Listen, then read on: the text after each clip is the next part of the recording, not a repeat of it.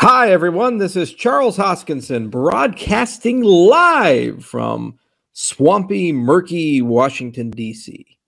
A little bit away from my homeland of Colorado and Wyoming, but an important place to be.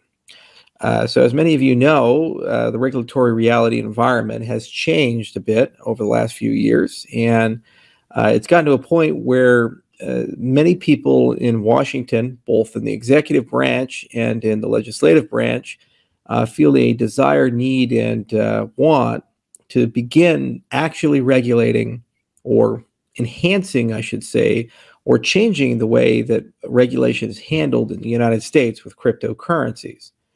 To this end, it's a bit hard to predict what's going to happen, where things are going to go. So I made the decision to bring a delegation to Washington. And so I've spent this entire week meeting with different lobbying groups, advocacy groups, attending events, meeting with congressional staff and staff of the U.S. Senate, as well as members of different bodies like the CFTC, and try to get a better sense of where things are going and what legislative actions are underway at the moment. In terms of ongoing efforts, I'm going to highlight three different things that I think have some degree of influence and viability over the regulatory reality moving forward for our industry. First is H.R. 7614. This is a bill called the Digital Commodities Exchange Act. The basic idea is to change the way that regulation handles ICOs and change the way that trading of tokens work.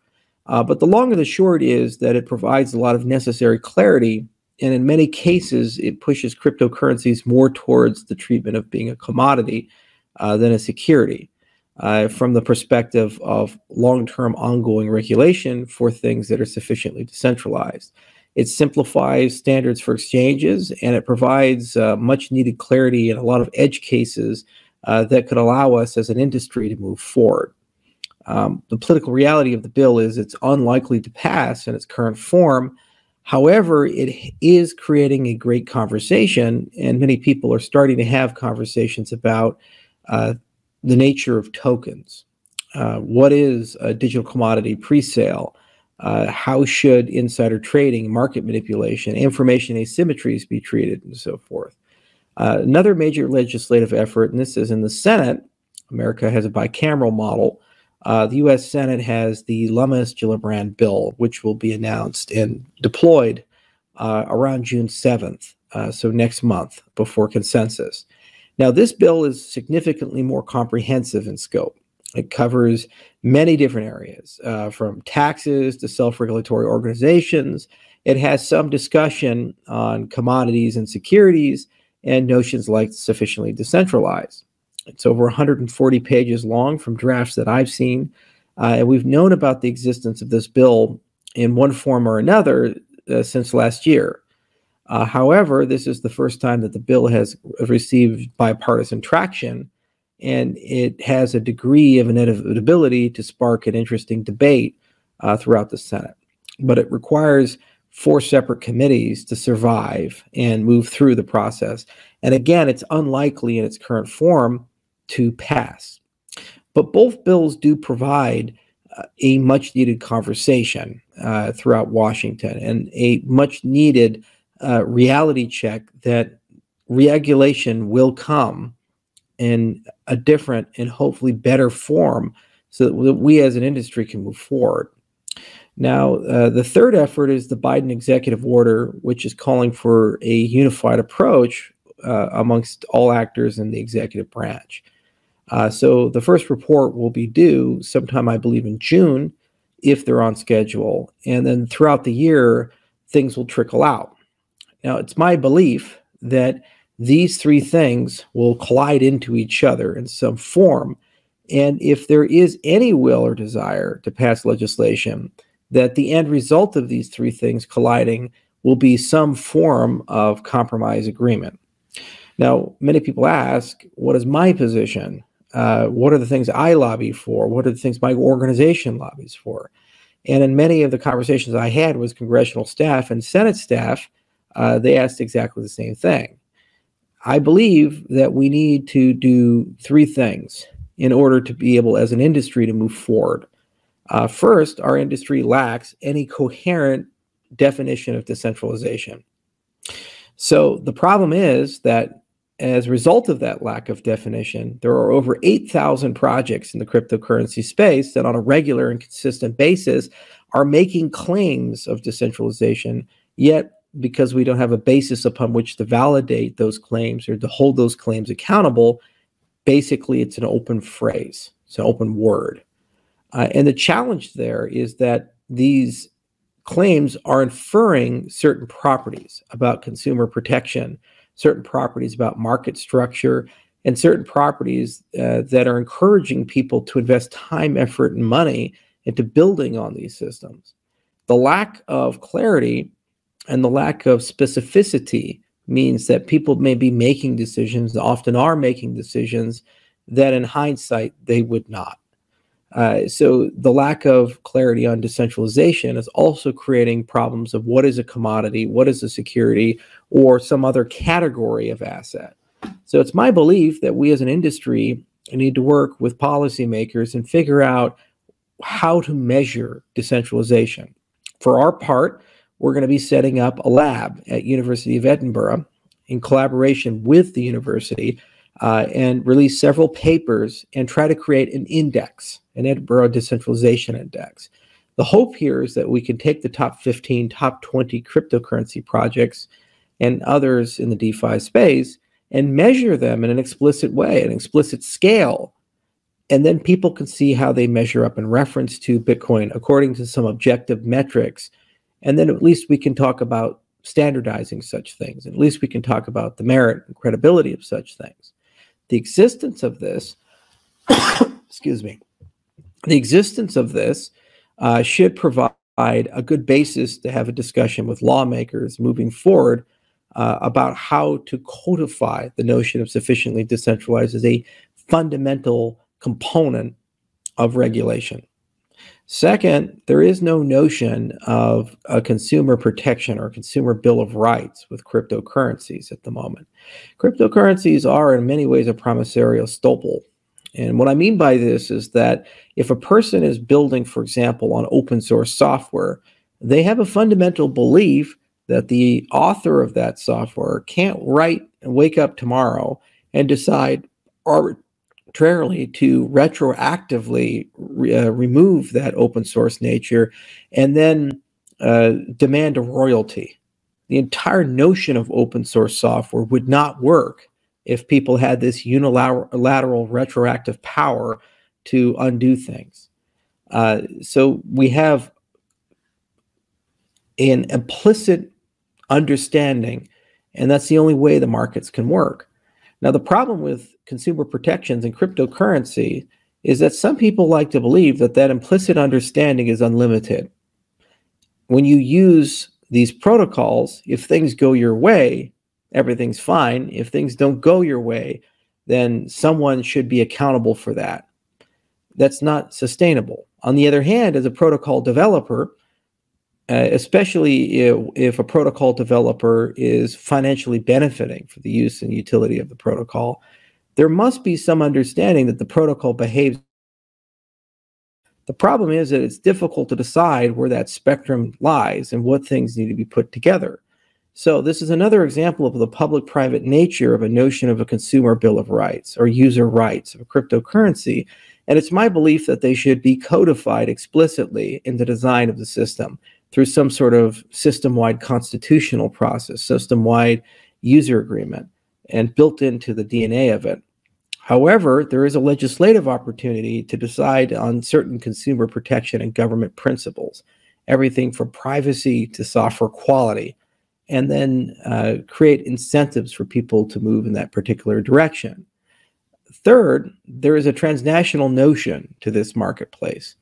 And we're in a situation where, regardless of what U.S. regulations are and what legislation is passed to create these regulations or encourage them, we have to find a way as a global community to work together.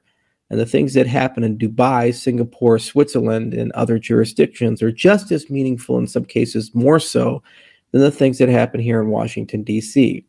When we saw the emergence of voluntary and private standards, for example, the Wolfsburg principles with KYC and AML, this is a unique opportunity to have a discussion about how we as a global community can discuss about how we can create universal principles and universal concepts that are applicable throughout the cryptocurrency space. So these are the kinds of discussions that we've been having and foundational things that we're trying to figure out. And the good news is that we're not alone in that. There are dozens of actors in DC at the moment, some of which are embedded in permanently here and some of which have been here recently because of the collapse of Luna, as well as higher demands for regulation, having these conversations and trying to work their way through. Some people are being very aggressive. Some firms are hiring lobbyists and PACs and promising to get involved in electoral politics if things don't go their way. Others are being more erudite, where they're investing heavily in education. From our part, every congressional member and Senate member that we've met with, they've seemed to express a genuine opportunity to get more information and to be better educated on the topic. So there seems to be some goodwill there in that respect. And it is my belief, if we continue to educate, we probably can make significant progress. That said, there is a lot of cynicism. It's very clear the legislative process in Washington, D.C. is ineffective at many times, very bureaucratic in many times, and oftentimes does not resolve the problems, the underlying root causes of the problems that they seek to solve, but just simply applies either a delay or some sort of surface cure for this evil. On the other hand, this is an industry that now has commanded a valuation until recently was over $2 trillion. And this is an industry that creates jobs that pay hundreds of thousands of dollars a year. This is an industry that's ultimately going to be responsible for, in my view, the majority of wealth creation in the global commons over the next 50 years to 100 years, or at least command an outsized interest in that respect, comparable to what we saw with the ICT revolution. And so as a result, there is a universal incentive to get these things done. So what will we do? Well, I run a private company. I don't speak on behalf of Cardano, the protocol. I don't speak on behalf of the foundation or the hundreds of actors who are building companies in the Cardano ecosystem or the millions of people who use the protocol. All I can do is talk about the things my company and myself are going to engage in. From our point, we're going to continue engaging with bodies like the DCC, the Blockchain Association, and others, and try to find ways to collaborate and learn from each other. We're going to continue having discussions with lawmakers about policy, and when given drafts of bills, comment on those drafts about where the language can be more effective. And from our part, we're also going to look at emerging technologies to assist in the regulatory process. For example, making laws machine understandable, algorithmic regulation, these types of concepts, and building foundational tools that can be used for regulated activities. For example, Cardano's metadata standard can be used in this way. Atala Prism can be used to create rich identities which can adhere to compliance patterns. Always important to point out that these are optional provisions and not mandatory. We built them in a way that people can use them where and when they made sense. And you, the user, get to decide that. I just build tools all day long. I don't get to decide how you're going to use them or if you use them, but they should be made available because at least one person in the Cardano ecosystem is going to be engaging and have a desire to do regulated business, whether it be a security token offering, whether it be a regulated DeFi, whether it be legacy financial institutions like banks adopting the protocol and they want to maintain their charters. These are hundreds of use cases that are not hypothetical, but are already under construction or have been constructed and are being used on a daily basis. We simply can do better. In addition to that, it's become clear that the knowledge gap is still quite significant amongst some lawmakers and some policymakers, and that there needs to be some investments in basic education to try to bring people up to speed about where things are at, the capabilities of these systems. Too many people seem to associate cryptocurrency and blockchain technology strictly with coin market cap and the value of the underlying asset. And the reality is that there's so much more nuance and magic to the things that we build. And oftentimes the least interesting part of cryptocurrencies and blockchain is the value of a token. It's some other property. And so that bridge has to be built and that gap has to be filled. So it's very important that we invest there. So overall, it was a very productive trip. We learned a lot. We met a lot of great people, some alliances and friendships that are quite enduring. I'm ultimately long-term optimistic that we can achieve a lot as an industry, especially with legislation like HR 7614 and the Lummis bill. These are necessary steps forward in a certain respect that create a very nice conversation to have. Now, if I had to make a prediction of what is most likely to be regulated over the next 6 to 12 months, I believe that we will see some legislative and regulatory progress in the regulation of stable coins. In particular, asset-backed stable coins are likely going to be the greatest impacted and affected. And there is certainly a conversation about how to treat and what to do with algorithmic stable coins. Now, people have different opinions, but in my particular view, especially with asset-backed stable coins, you really are in a privileged position of trust. And this is not, in spirit, what we signed up for in the cryptocurrency space. If you have a central issuer and the value is derived from promises of that central issuer, it really does feel a lot more like a bank or regulated financial institution than it does a decentralized protocol. Now, if the asset can be completely custodied and the management of such things can be done on a blockchain, for example, a Bitcoin-backed token or an ADA-backed token or some derivative thereof after, that's a slightly different scenario. But if the asset is a legacy asset, like, for example, the US dollar or the euro, and that requires trust and faith in a centralized institution, then it really does make sense to me that there needs to be oversight in that respect, because we've seen what happens when there isn't in the 19th century and 20th century. And we can't really trust people for indefinite periods of time to aspire to the better angels of their nature when they have financial incentives not to. So these are examples where things will likely happen over the next 6 months to 12 months, if anything will progress. Now, if you ask my personal political belief, I do believe there's a very strong possibility that there will be a change of government in the legislative branch in 2022.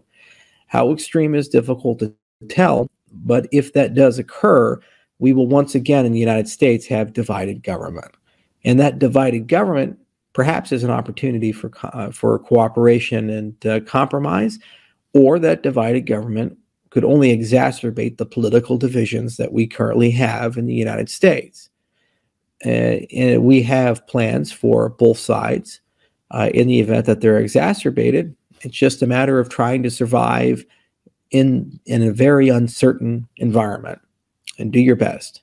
If there's opportunity for compromise, there's the potential for comprehensive legislative reform that can allow the markets to stabilize around new standards. That would be the ideal outcome. Who knows? I, for one, have always been optimistic, and I'm not so cynical to believe that nothing can be accomplished. I think a lot of very well-intended good people do want to see that things move forward, and a lot of good-intended well people do want to see this industry continue to survive. I was surprised by how many allies, adherents, and advocates, even amongst government officials, that I met while I was here in Washington. But proof is in action. It's not in words, and we will see over the next year or so what happens. Now, we as a community, our strength has always been our capacity and ability to hang together and to show our work. We will continue as a community testing governance experiments We will continue as a community to ever get more decentralized and resilient and diverse, and we as a community will continue to innovate. Many of the things we are doing in Cardano are not just about scalability and performance and DevX and quality of code, but have a lot to do with the social elements of a cryptocurrency. It is a very rare and unique opportunity that each and every one of you is participating in the construction of a digital government as much as you are participating in the construction of a protocol. And everything about how decisions are made, how we change things, is inevitably going to be up for grabs by those who are willing, not those who are privileged, which is a special thing. I think there's a lot that Washington can learn from us as an ecosystem, and the things that we do could potentially have deeper ramifications than just the governance of Cardano as a whole. So it's a conversation, it's an engagement, and there's a lot of work to do. There's a lot of places we have to go. There's a lot more shoe polish that has to be worn off and a lot more trips to Washington. But if they're as productive as this one that I took, then that's a good thing. That's a good sign. So anyway, I'm pretty tired. I'm going to go get some sleep. But I figure I'll give you guys an update of where we've been, what we've done, and the progress we've made. I'm pretty happy with this trip. A lot more to say over the next 90 days. Do certainly AMAs about it and so forth. But for the time being, it's the best we could do in 1 week. And we certainly learned a lot. I really do want to close with one final point. I did discover that certain members of the Bitcoin community are actively telling lawmakers to write into legislation that everything but Bitcoin is a security, to write into legislation every attempt possible to delegitimize or outright ban proof-of-stake cryptocurrencies. This was extremely disappointing and disheartening. I like to believe that despite that we have political differences or technological differences or differing financial incentives, that we would fight these things in the marketplace of ideas, in the marketplace of users, and traditional competition. The attempt to co-opt the US federal government and legislative process to ban your competition is anathema to every single thing the Bitcoin movement was founded upon. This is the behavior of multinational banks. It's not the behavior of people who came from libertarian principles and free market principles. It's disgusting, it's reprehensible, and it's unbelievable that people would tell the staff of members of Congress and Senate to do these things. Saw the messages, saw the emails, heard it from many different sources, and we know who you are. So it's childish. It doesn't really have much of an impact. And frankly, it delegitimizes the people saying and doing it. But it does show that our industry has a long way to go. We have to be mature. We have to be adults. And we have to acknowledge that problems have occurred. When tens of billions of dollars gets lost in a matter of a week, and the people responsible for that will probably still walk away with millions, if not billions of dollars. And many people were warned that these things could happen, and there are no consequences or perceived consequences. This is an invitation for heavy regulation. This is an invitation for sweeping legislative changes that in hindsight could be very damaging or problematic to our industry. For some reason, a lot of people don't seem to want to call out this behavior. They just say, let's move on and pretend like it didn't exist. And the fact that maximalism has gotten to the point where dirty tricks are being played and people are trying to convince politicians now to encode maximalist principles into US law is another example of just the fractious nature and the childish nature and the immature and irresponsible nature of some members of this industry. I think we can all be better, and I sincerely hope that the other leaders in the space show up here and express themselves in productive, positive ways. and are willing to collaborate and cooperate on some basic principles, like the standards of smart contracts, the definitions of things like decentralization, trying to create regulatory frameworks that actually make sense, as opposed to ones that are just extensions of things that came up in the 1930s. I'm willing to work with it, pretty much anybody.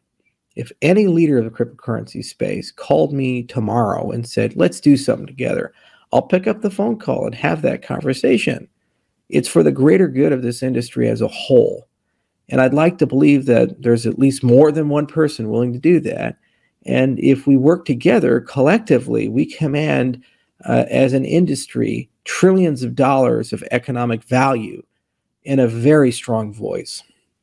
If we compete with each other and fight each other, finger point, name call, or attempt to use the process to damage each other's competition, we will neither accomplish that end, nor will we achieve the end of legitimizing and stabilizing the industry. Rather, we will hand it to the legacy actors who will never give it back. It's a choice we have to make. We have to hang together, or divided, fall apart. So I'll do my part. I hope you do yours as well. I'd like to thank everyone in the Cardano community and everyone in the industry as a whole, especially the ones who are working hard here. I did run into and see people from other blockchains. I did run into see people from other projects, and a lot of them are fighting hard too. So that's encouraging as well. And I think the overwhelming majority of people do want to cooperate. They just have to find better ways of doing so. And I'll always have an open hand and open heart for that. Good night, everyone. Cheers.